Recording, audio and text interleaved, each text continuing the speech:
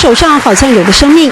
调酒师不只靠花式动作吸睛，手里调和的酒，专业知识也要扎实。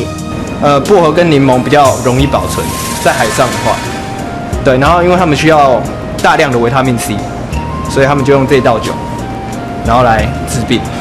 19岁的廖以哲是西班牙全球职业花式调酒亚军，获得国外老板赏识，在社团里是学弟妹的英雄指标。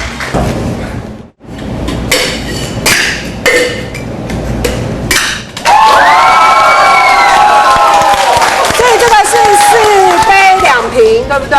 哦，要么更难做哦，这不简单做哦。这不好做，鼓手一抖练习都要多练习。你练多久？这个？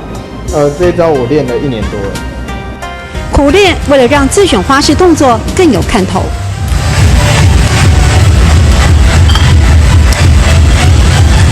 团体花式调酒更要挑战高层次的创意。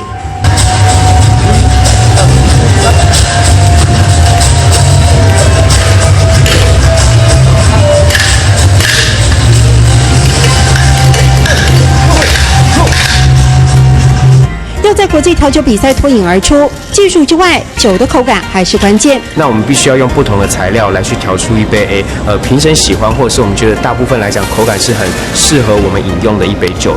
个性羞涩的高中生上了台，都有脱胎换骨般的光彩。